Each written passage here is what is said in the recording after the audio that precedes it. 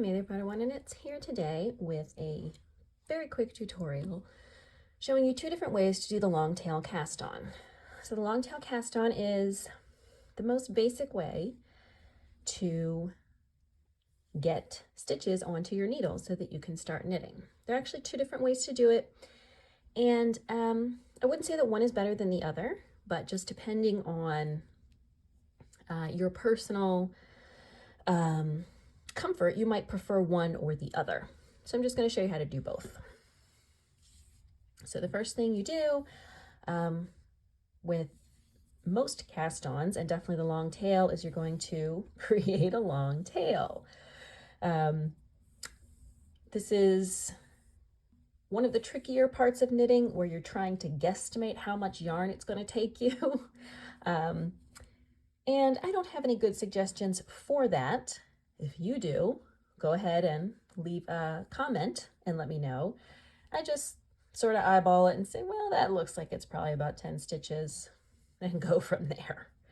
Then I fold it over several times so that each piece is the same length in estimate of 10 stitches. Again, nothing fancy. Then you are going to just put a knot as your first stitch. Now, the way that I learned to do the long tail cast on is to use both hands to make a loop with my left hand, insert the needle, and use my right hand to wrap the working yarn around and then pop that loop over. So again, I make the loop by tensioning the yarn with these two fingers and pulling the thumb over the top like that. So I get a loop, put the needle in, wrap the working yarn around, and then use the thumb to pop that loop over. So this is how I learned to do the long tail cast on. And while I am doing it slowly for demonstrative purposes, I can do this pretty quickly now.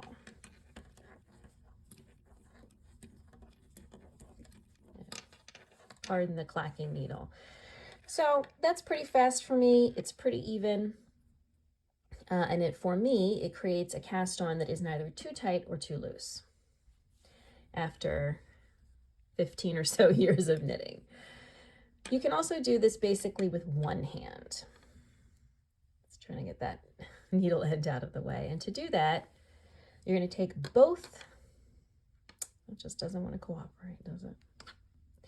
You're going to put both yarns in your left hand. So you're going to kind of grab them together with these two fingers and then use your index finger and your thumb to pull them into a triangle shape. So again, these two fingers are going to grab both yarns, and then you're going to put your thumb and index finger in to create this kind of diamond here. Then you're going to sort of lift your fingers up. So now I've got kind of a loop on the thumb and a loop on your first index finger in your left hand. Do the same thing you did with the long tail, with the two-handed long tail cast on, and insert the needle. Then use your left index finger to put the yarn over and tighten them up that way. So it's the same thing, you're just using one hand to do it instead of two. So again, you create that loop, put the needle in, then kind of twist your hand around so that you bring that yarn across with your index finger, and you're still using your thumb to pop that loop over. So there's really nothing different about doing it this way in terms of the result. You're still using just as much yarn. You're still basically doing the same maneuver. You're just doing it with one hand instead of two. So again, in the loop, yarn over. So again, it does the same thing. Since I don't do this way as often, you can see that it's a little different. So these stitches are a little bit looser. These are a little tighter down here because that's not the way I normally cast on, so I'm tightening up my yarn more than I normally would. But those are the basics of the long tail cast on, 2 different ways to do it. And then as a bonus, you set up the long tail cast on, but you can add an extra twist, and now you've got the German twisted cast on. I have a separate tutorial for this, which I will link to here, but just to show you again, instead of here's the long tail cast on, you make the loop and insert the needle. To do the German twisted, you put the needle under the whole loop and then back into the middle, and you pull just that smaller loop over. So again, regular long tail cast on goes like that. German twisted cast on goes like that. And if you want to see the German twisted cast on more in depth, again, click on that video link. So there you go. 2 ways to do the long tail cast on.